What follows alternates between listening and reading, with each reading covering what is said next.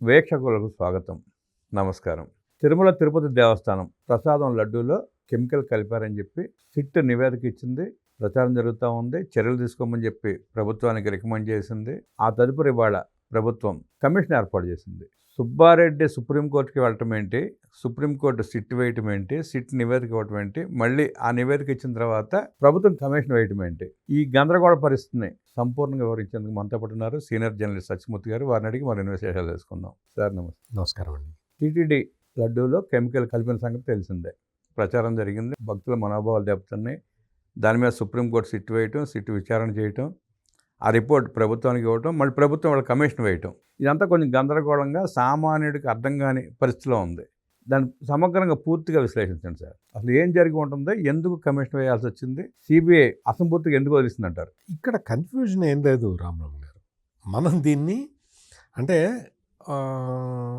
జరుగుతున్న విషయాలన్నిటినీ కూడా మనం సమగ్రంగా పరిశీలిస్తే మనకి క్లియర్ కట్గా పిక్చర్ అర్థమవుతుంది. ఇది ఏంటి అంటే ఇందులో చాలామంది జగన్మోహన్ రెడ్డి ట్రాప్లో పడ్డారు. జగన్మోహన్ రెడ్డి ఏం ట్రాప్ వేశాడు అంటే సుప్రీంకోర్టు నియమించిన ఈ సిట్టు అంటే ఇద్దరు సిబిఐ అధికారులు, ఇద్దరు రాష్ట్ర పోలీస్ ఉన్నతాధికారులు, ఒక ఎఫ్ఎస్ఎస్ఐ అధికారి అంటే ఫుడ్ సెక్యూరిటీకి సంబంధించిన అధికారి, ఈ ఐదుగురితోటి ఒక ప్రత్యేకమైన సిట్టు వేసి ఈ తిరుమల లడ్డూలో కల్తీ జరిగిందా లేదా అనేది ఎంక్వైరీ చేసి మాకు రిపోర్ట్ ఇవ్వండి అని అడిగిన తర్వాత పరిణామాలు చాలా నెమ్మదిగా జరిగినాయి, చాలా స్లోగా జరిగినాయి. ఎందుకు జరిగినాయి అంటే స్లోగా ఎందుకు జరిగినాయి, ఫాస్ట్గా ఎందుకు జరగలేదు అనేది మనం ఆలోచిస్తే అవతల ఉన్న వ్యక్తులు వాళ్ళు ఈ నేర రాజకీయాల్లో ఆరితేరిన వ్యక్తులు. ఇటువంటి న్యాయపరమైన అంశాలు వచ్చినప్పుడు వీటిని ఎలా ట్యాకిల్ చేయాలో, చట్టంలో ఉన్న క్లాజులు ఏంటో, ఆ క్లాజుల్ని మనం ఎట్లా ఉపయోగించుకోవాలో బాగా అధ్యయనం చేసి ఒక ఖరీదైన లాయర్లను కూడా పెట్టుకునే శక్తిమంతులు అవతల ప్రత్యర్థులు. అంటే తిరుపతి లడ్డూలో కల్తీ చేసిన వాళ్ళు అంత గొప్ప వ్యక్తులు. మిగిలిన కుంభకోణాలు వదిలేస్తే ఒక్క తిరుపతి లడ్డూ కుంభకోణంలోనే అంటే వనస్పతి సప్లై చేసి అందులో యానిమల్ ఫ్యాట్ కలిపి అందులో కెమికల్స్ కలిపి ఆ కెమికల్స్ తోటి దానికి నెయ్యి రంగు తీసుకొచ్చి ఇవన్నీ చేసి 250 కోట్ల రూపాయలు కొట్టేశారు అంటే అది ఎంత పెద్ద క్రిమినల్ గ్యాంగ్ అయి ఉంటుంది. ఈ క్రిమినల్ గ్యాంగ్ అంటే వెంకటేశ్వర స్వామి డబ్బులు అటు ముట్టుకోవాలంటే చాలా మంది భయపడతారు, వణుకు పుడుతుంది. మీకు అటువంటి పరిస్థితిలో కూడా 250 కోట్ల రూపాయలు కొట్టేశారు అంటే మరి దాని అర్థం ఏంటి? వెంకటేశ్వర స్వామి కూడా మనల్ని ఏమీ చెయ్యలేడు అన్న ధీమాతోటి, ధైర్యంతో ఉన్న వ్యక్తులు మాత్రమే ఇది చేయగలుగుతారు. అంటే ఒక్క మాటలో చెప్పాలంటే బరి తెగించిన వాళ్ళు మాత్రమే ఇది చేయగలుగుతారు. బరి తెగింతో పాటు ఆ నమ్మకం లేని వాళ్ళు, విశ్వాసం లేని వాళ్ళు, వెంకటేశ్వర స్వామి అంటే నమ్మకం లేని వాళ్ళు వీళ్ళు చేశారు. దీన్ని చేసిన తర్వాత మీకు ఎప్పుడైతే ముఖ్యమంత్రి చంద్రబాబు నాయుడు వాళ్ళ ఎమ్మెల్యేల మీటింగులో అయా మరి ఇన్ని దారుణాలు జరుగుతున్నాయి, ఇందులో యానిమల్ ఫ్యాట్ కూడా కలిపారు, ఏం చేద్దాం, ఇంత దిగజారిపోయి ఉన్నది ఈ వ్యవస్థ అంతా కూడా, మీరందరూ బాధ్యతగా ఉండాలి, మనందరం కలిసి దీన్ని సరిదిద్దాలి అని చెప్పే సందర్భంలో ఈ విషయాన్ని ప్రస్తావించిన తర్వాత మరి ఒకసారి ఎమ్మెల్యేలతో చెప్పిన తర్వాత దాన్ని ఫర్దర్గా ముందరికి తీసుకెళ్ళాలి కదా. ముందరికి తీసుకెళ్లే క్రమంలో సిట్ ఏర్పాటు చేశాడు. అక్కడ శ్యామలరావు అనే ఆఫీసర్ని పెట్టి ఎగ్జిక్యూటివ్ ఆఫీసర్గా సిట్ వేసి దర్యాప్తుని ముందరికి తీసుకెళ్దాము అంటే సిట్ దర్యాప్తు చాలా వేగంగా టకటక ముందరికి వచ్చింది. ముందరికి వచ్చిన తర్వాత ముందరికి వస్తున్నది అని మీకన్నా నాకన్నా ముందు ఎవరైతే ఈ నేరం చేశారో వాళ్ళకి ముందరే తెలుస్తుందిగా, వాళ్ళు అదే పనిలో ఉంటారుగా, దొంగల ముఠాయి. అందుకని వాళ్ళు ఏం చేశారు అంటే కొర్రీలు పెట్టడం మొదలుపెట్టారు.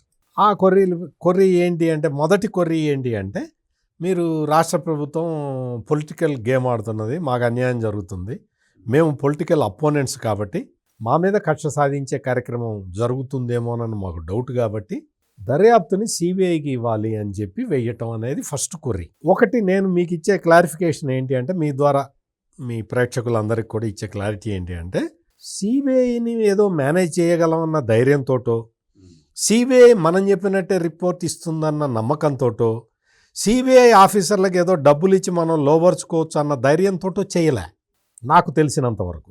ఏంటి అంటే ఈ కేసుని డ్రాగ్ ఆన్ చేసుకుందాము, కేసుని డ్రాగ్ ఆన్ చెయ్యాలి. స్టేట్ గవర్నమెంట్ చేతుల్లో నుంచి వెళ్ళిపోతే కేసు ఆటోమేటిక్గా డ్రాగ్ ఆన్ అవుతుంది. వివేక కేసులాగా ఇంక చాలా కేసులు అట్లా చాలా చాలా ఉన్నాయి. జగన్మోహన్ రెడ్డి కేసులు అన్ని జగన్మోహన్ రెడ్డి అక్రమాస్తుల కేసు కూడా ఇవే కదా. అట్లా డ్రాగ్ ఆన్ చేసుకుంటూ పోతే మనకు చాలు. పూర్వం ఒక సామెత ఉంది, ఒక పిల్లాడంటే పిల్లాడు కాదు, ఒక యువకుడు, కొత్తగా పెళ్ళైన యువకుడు బ్రహ్మదేవుడి కోసం ఘోరంగా తపస్సు చేశాట. ఘోరమైన తపస్సు చేస్తే, ఏందా నీ బాధ ఏందా, కొత్తగా పెళ్ళైంది నీకు ఇంత తపస్సు ఏంటయా అని బ్రహ్మదేవుడు వచ్చి అడిగాడు. నీకేం కావాలో చెప్పు అంటే, ఇతను మామూలుగా నాకు ఐశ్వర్యం ఇవ్వు, అది ఇవ్వు, ఇది ఇవ్వు, బిల్డింగ్లు ఇవ్వు, కార్లు ఇవ్వు, ఏమో అడగాలి కదా. ఏం అడిగాడంటే, మా మామ చెవిలో వెంట్రుకలు మొలిపించు చాలు బ్రహ్మదేవుడా అని అడిగాడు. అదేంటయ్యా మీ మామ చెవిలో వెంట్రుకలు మొలిపిస్తే మరి ఏంటి అంటే, అవి మొలిపించు, మిగిలినవన్నీ నేను చూసుకుంటాను.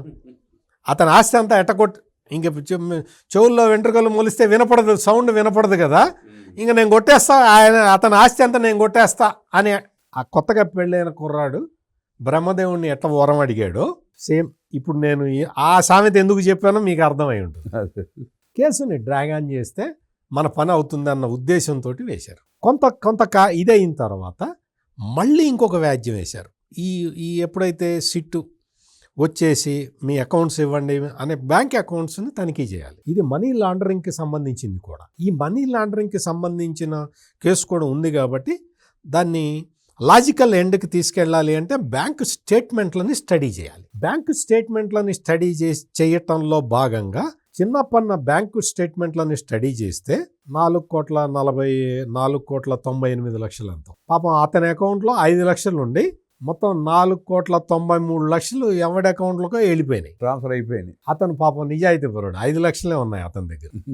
ఈ ఎవడి దగ్గరికి వెళ్ళినాయి అని చూద్దామని చెప్పి సుబ్బారెడ్డి భార్య వాళ్ళ అకౌంట్లు చెక్ చేద్దాము అంటే అతను మళ్ళీ కోర్టుకి వెళ్ళి తప్పు నా అకౌంటు, నా భార్య అకౌంట్, మాకు చాలా కంపెనీలు ఉన్నాయి, ఆ కంపెనీల నుంచి ఇన్కమ్ వస్తుంటుంది, అవన్నీ మీకు ఎట్లా ఇస్తాను, అట్లా మేము ఇవ్వకూడదు, మాకు చాలా గోప్యంగా ఉంటాయి అంటే న్యాయస్థానం ఆదేశాలు ఇచ్చింది, వాళ్ళ జోలికి వెళ్ళమాకండి అని. అంటే సుప్రీంకోర్టు కాదు, హైకోర్టు ఇచ్చింది. ఇది ఇంకొక హర్డిల్ అనమాట. ఈ హర్డిల్ని దాటాలి పోలీసులు. ఈ హర్డిల్ని దాటితే తప్ప సుప్రీంకోర్టు ఇచ్చిన గైడ్ లైన్స్ అని ఇంప్లిమెంట్ చేయలేరు. సుప్రీంకోర్టు ఏదైతే టాస్క్ ఇచ్చిందో ఆ టాస్క్ని కంప్లీట్ చేయాలి అంటే ఈ హర్డిల్ దాటాలి. ఈ హర్డిల్ దాటేంత టైం వాళ్ళకి లేదు. ఇదే వీళ్ళకి కావాల్సింది. ఎవడైతే క్రిమినల్స్ ఉన్నారో వాళ్ళకి కావాల్సింది అదే. అందుకనే హర్డిల్స్ క్రియేట్ చేసుకుంటూ డ్రాగ్ ఆన్ చేసుకునే టెక్నాలజీ నేను టెక్నాలజీ అంటున్నాను, క్రిమినల్ బ్రెయిన్స్ వాడి ఈ విధంగా వాళ్ళు ఆపుతూ ఉంటే అప్పటికి సుప్రీంకోర్టు సిట్ చాలా ముందరకి వెళ్ళింది. సుబ్బారెడ్డిని పిలిచి అడిగింది, ధర్మారెడ్డిని పిలిచి అడిగింది, కరుణాకర్ రెడ్డిని పిలిచి అడిగింది. వాళ్ళందరినీ పిలిస్తే ఏం చెప్పారు, మాకు తెలీదు, ఆఫీసర్లు చేశారని వీళ్ళు చెప్పారు. ఈ రాజకీయ నాయకులు ఆఫీసర్లను పిలిస్తే మాకేం తెలుసు, వాళ్ళు చెప్పారని వీళ్ళు అన్నారు. ఒకళ్ళ మీద ఒకళ్ళకి నెపం తోసుకున్నారు. ఇట్లా నెపం తోసుకున్నప్పుడు వీళ్ళకి కాంక్రీట్ ఎవిడెన్స్ దొరకనప్పుడు దేశంలో అత్యున్నత దర్యాప్తు సంస్థ అయిన సిబిఐ ఇగో బలానా సుబ్బారెడ్డి ఉన్నాడు, కరుణాకర్ రెడ్డి ఉన్నాడు, ధర్మారెడ్డి ఉన్నాడు అని చెప్పలేదు. ఈ కన్ఫ్యూజనే వీళ్ళకి కావాల్సింది. ఇప్పుడు నేను పేర్లు చెప్పిన వాళ్ళందరూ కలిసి చేసిన నేరమే కదా ఇది. అందుకని ఒకడి మీద ఒకడు కన్ఫ్యూజింగ్గా మెసేజ్లు పాస్ ఆన్ చేశారు. ఆ వలలో నిజం చిక్కుకుపోయింది. దాంతో ఏమైపోయింది, A1 నుంచి A36 వరకు కొంతమంది ఆఫీసర్లు, టీటీడీ స్టాఫ్, ఎవరైతే ఒరిజినల్గా కల్తీ నెయ్యి సప్లై చేశారో ఆ సప్లైదారులు, ఈ డబ్బుల్ని ఎవరైతే హవాలా ద్వారా పంపించారో వాళ్ళు, ఎవరైతే కెమికల్స్ సప్లై చేశారో వాళ్ళు, ఇటువంటి కేటగిరీ వాళ్ళు సైంటిస్టులు. ఆ సైంటిస్టులు అంత చదువుకు చచ్చారు కదా, వాళ్ళకి బుద్ధి జ్ఞానం ఉండద్దా? ఇప్పుడు నువ్వు చదివిన చదువుకి సార్థకత ఏంటి? వెంకటేశ్వర స్వామికి సేవ చేస్తే కదా. వాళ్ళు కూడా తప్పుడు రిపోర్ట్ ఎట్ట వస్తుందో చెప్పి తప్పుడు రిపోర్ట్ ఇప్పించారు. ఈ రోజున వాళ్ళు కేసుల్లో ఉన్నారు. అంటే ఎవరైతే ఇందులో ఇన్స్ట్రుమెంట్లుగా మారి పనిచేశారో వాళ్ళందరూ ఇరుక్కున్నారు. మీరు ఆ ఇన్స్ట్రుమెంట్ను ఉపయోగించిన చేతులు దొరకల.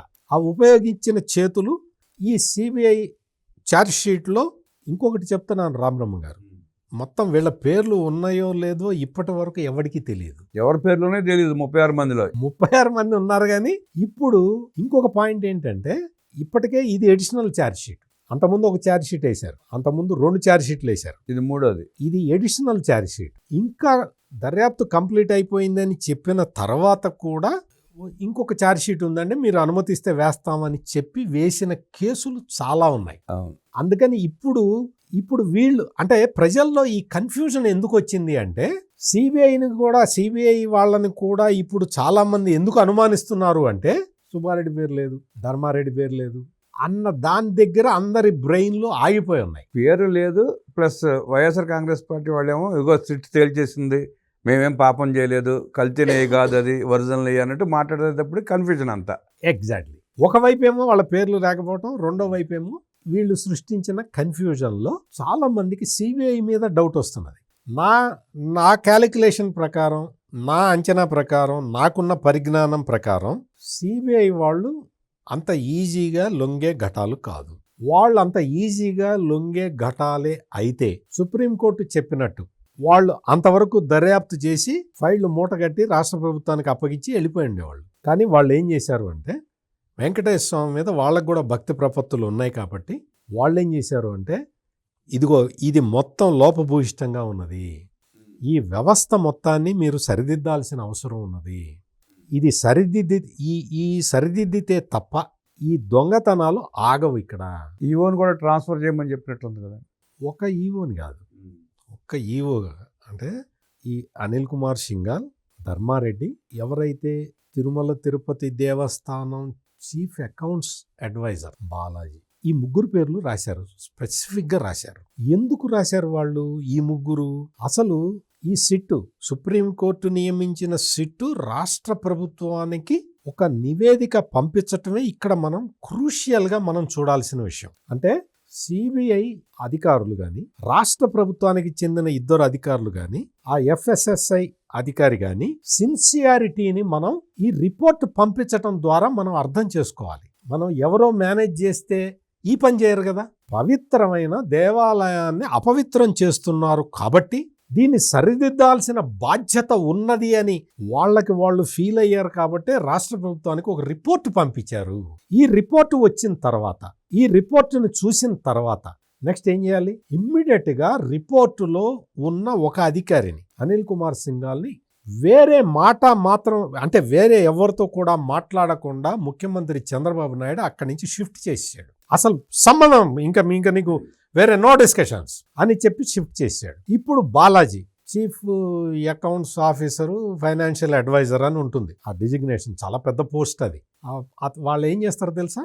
ఆ చీఫ్ అడ్వైజర్, ఫైనాన్షియల్ అడ్వైజర్ ఏం చేస్తారో తెలుసా? టీటీడీలో ఉన్న బిల్లులన్నీ ప్రాసెస్ చేసేది అతను. ఆయన శాంక్షన్ చేయాలన్నీ, డబ్బులు ఇచ్చేది అతను.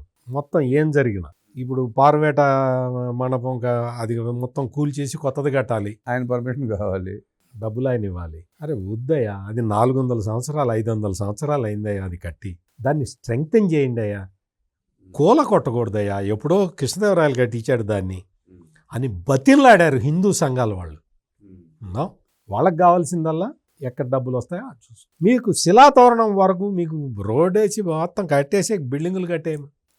వీటన్నిటికీ బిల్లులు ఇచ్చిన వ్యక్తి ఇతను. ఒక్కటని కాదు, చిన్న బిల్లు దగ్గర నుంచి పెద్ద బిల్లు వరకు శాంక్షన్ చేయాల్సింది ఇతను. అంటే అంత కీలకమైన అధికారి మీద, అంటే బాలాజీ అనే అతని మీద ఈ రోజున చర్య తీసుకోవాలి. అనిల్ కుమార్ సింఘాల్ ఇప్పుడు సర్వీస్లో ఉన్నాడు కాబట్టి ఆయన్ని ట్రాన్స్ఫర్ చేశారు.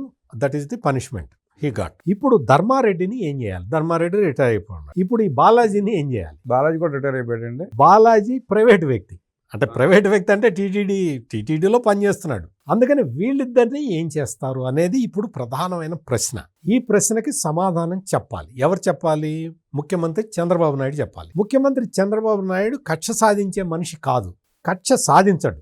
దేనికైనా లాజికల్ కంక్లూజన్ ఉండాలి, న్యాయపరమైన సొల్యూషన్ ఉండాలి అని భావించే వ్యక్తి. అందుకని ఈ రోజున మంత్రివర్గ సమావేశం పెట్టి ఇది పరిస్థితి అని చెప్పి ఆఫీసర్లతోటి మంత్రులకి క్వశ్చన్లు అడిగించి క్వశ్చన్ అండ్ ఆన్సర్ సెషన్ పెట్టి, ఈ క్వశ్చన్ అండ్ ఆన్సర్ సెషన్లో డిప్యూటీ సీఎం పవన్ కళ్యాణ్ ఒక స్పష్టమైన ప్రశ్న అడిగాడు. అసలు ఇవన్నీ కాదండి, అందులో యానిమల్ ఫ్యాట్ ఉన్నదని రిపోర్టులో ఉన్నదా లేదా, స్ట్రైట్ ఎస్ ఆర్ నో చెప్పండి అని అడిగాడు. Single point question. Yes or no చెప్పండి, నాకు ఇవన్నీ వద్దని చెప్పి పవన్ కళ్యాణ్ అడిగితే దానికి ఆఫీసర్లు ఏం చెప్పారు అంటే, sir please see page number 35. Page number 35లో క్లియర్ కట్గా యానిమల్ ఫ్యాట్ ఉన్నట్టు అందులో రిపోర్టులో ఉన్నది అని క్లియర్ కట్గా చెప్పారు. ఇప్పుడు చెప్పండి, నేను ముందర చెప్పిన దానికి సిబిఐ ఆఫీసర్లకి వాళ్ళ మీద ఉన్న అపోహలు తొలగించడానికి నేను ఏవైతే ఫ్యాక్ట్స్ చెప్పానో ఆ ఫ్యాక్ట్ ఇక్కడ రిఫ్లెక్ట్ అయిందా లేదా రామబ్రహ్మం గారు మీరు చెప్పండి. స్పష్టంగా అయిందండి. మీరు అంటే ఇలా విడమర్చి చెప్పగలిగితే అర్థం అవుతుంది ప్రజలకి.